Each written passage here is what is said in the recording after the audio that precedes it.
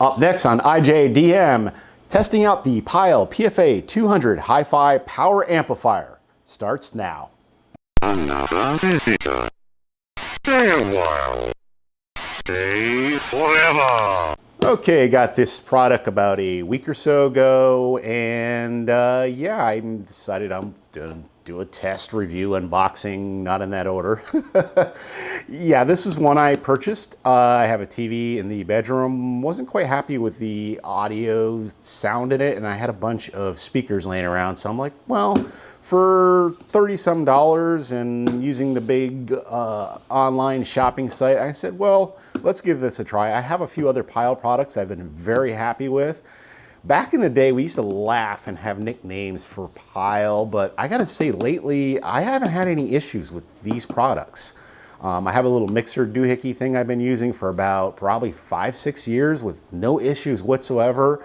And most of the products seem to be made out of solid metal, well-constructed material. As far as heavy use, I couldn't comment either way on that. I'm just using these in simple use. I'm hooking it up to my TV, good to go. There's my audio. I get a little more bass than I do out of the speaker or even one of those sound bar things. Let's get this unboxed and see what's in there. And what we're treated to is birds chirping. Well, yeah, they decided to be loud today. Let's keep that off to the side. So we have in this bag a AC outlet, DC AC outlet, whatever you want to call it. And there's also a thing to rig it up to a battery, which is interesting. So this looks like it can be used in a situation where you want to use it on a boat or a car or even a camper, and you want to wire it the leads right to the battery. There you go. We're not going to be using that in this video, and there's some instructions in there somewhere, I thought, but I can't seem to find them. They must have slid out the bottom here on the box or something happened there, but here's the amp. And I know a lot of people on the channel have been looking forward to some retro electronics. I am working on that. It's just a matter of, I got to get a few of these out of the way because despite, in my review I'll explain it, but despite this being a nice amplifier, I am going to return this simply because it's not fitting my use. I needed a device with Bluetooth. I tried doing it with the standard, just connecting the headphone jack out to this. The audio was all over the place. It's no fault of the amplifier. It's simply something with the TV. So I decided to go the Bluetooth method, and so far it's been a more solid method. And I will do a review in the future on that amp that I purchased, and it's also a Pyle product. So what we need to do next is kind of get this stuff organized and kind of get some equipment to get this all hooked up and running.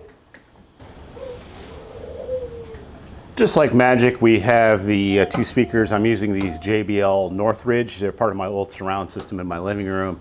They've been just kind of sitting, collecting dust. In fact, I can see a little bit of the dust on them, but they're pretty solid speakers, and I don't know, I'm not ready to get rid of them yet. They were a Christmas gift from the wife years ago, so yeah, they're sticking around a while. We don't want to hook up the power first. We want to hook up our leads first, or wires, or whatever you want to call them. Can you tell I've been watching a lot of British shows lately? Leads, well, wires, whatever. It's just one of those things, I guess. All right, I'm gonna kind of hang these other wires on there, and we're just gonna hook up the first speaker black to black. So actually, this will be for that speaker. So we will go ahead and do that. Easy as pie there.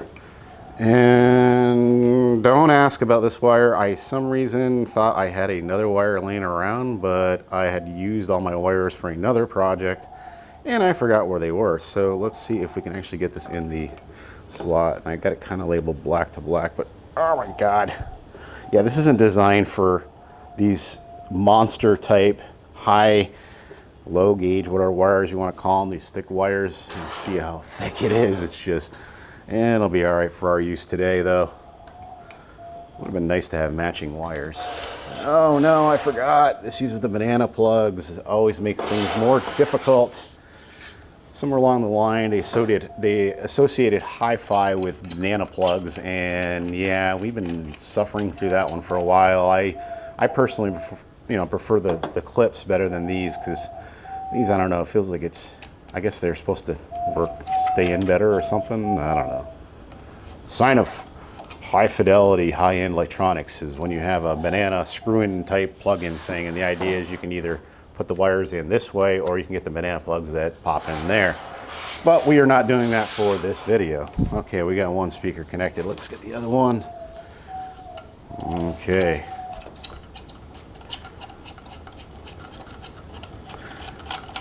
And it probably would have helped if I explained all the different little things on the amplifier itself, which we'll do once I get this speaker connected before we actually turn it on. Oh yeah, this is designed for a bigger wire, so you're not missing much off camera. All I'm doing is putting the wire on here. It's just kind of an awkward position with the camera. If you've ever done a YouTube video or instructional video, you know how difficult it can be trying to do two things at once unless you actually have a camera operator. But for most of my videos, I actually do not have a camera operator. Okay, so there, let's space these out a little bit. There we go. Yeah, we're not gonna worry about wire management on this thing. Let's just start off with the front. You got your power switch. I guess this is an input for, it says MP3, but it's basically your standard 3.5 millimeter jack in stereo.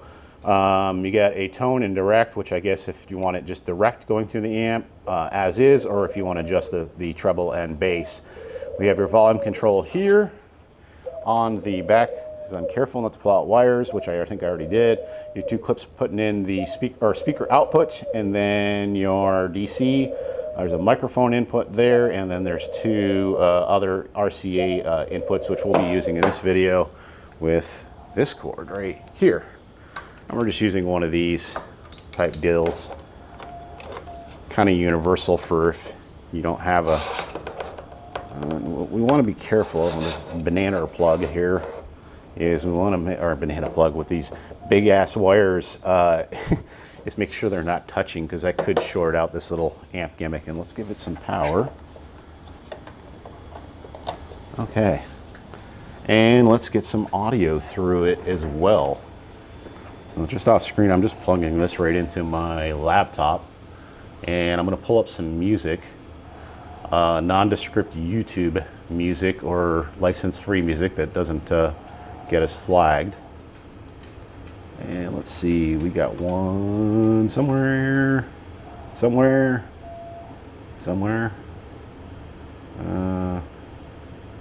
Okay, my music disappeared. Here we go. All right, I'll go with that, and we're just going to open it, and there we go. All right, there's music playing right now, but I don't have the thing on, so let's go ahead and power this on, making sure that wire is not touching. And there we go. Whoa, had that a little loud.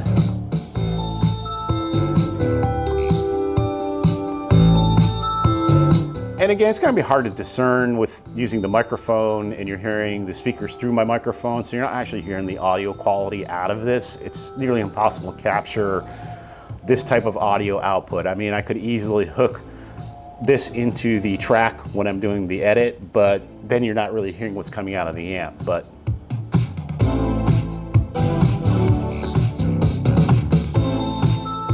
yeah, I mean, it's got a ton of bass. In fact, I got the bass cranked all the way up. Let's turn it down a little bit. That's better.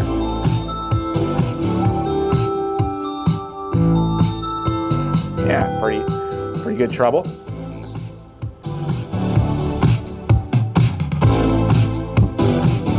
Kind of breaks up a little beyond that. See, I'd say your best sound's gonna come, at least on this particular one I have, is when the little dot gets to the top here. You're starting to get a little breakup. So for high volume use, maybe not so much. I mean, I didn't actually look at the actual power if it said how many watts per channel.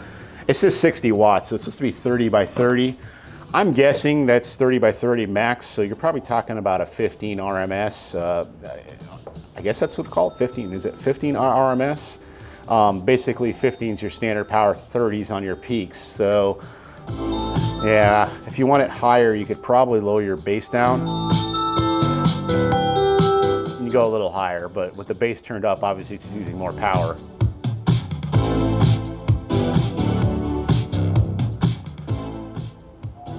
And these speakers really are meant to be used on a big receiver system. So if I had smaller form speakers that were probably more like the JBL Control 1s or something like that, then they would probably get a little better audio sound out of them. You could probably get a little more out of it because those speakers I don't think require as much juice as these do. These are pretty hefty rated speakers. In fact, let me see if I can turn this around real quick and see if I can get a, yeah, it doesn't even say, it just says 8 ohms, which I believe this is an 8 ohm unit.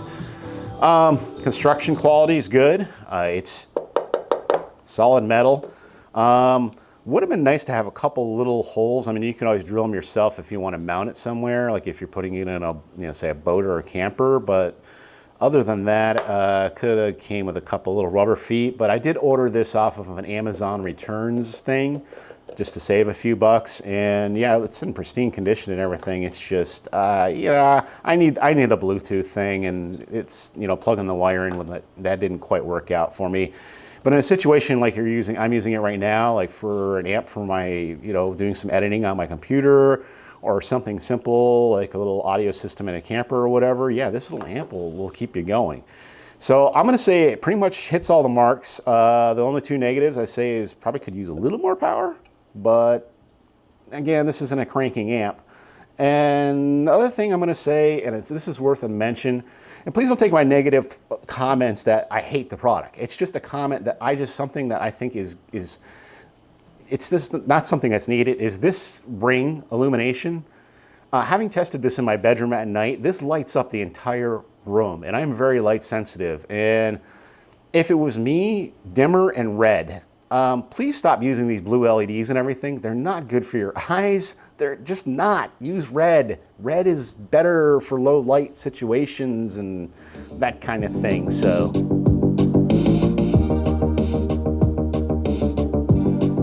and some people may say something else like, no, it's green or this or that. But for me, I prefer red. It's at least harmful for my eyes.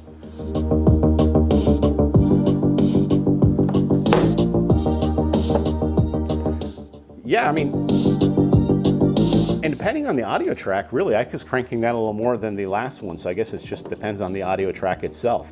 That'll do it for this amp, the Pyle PFA200 amplifier.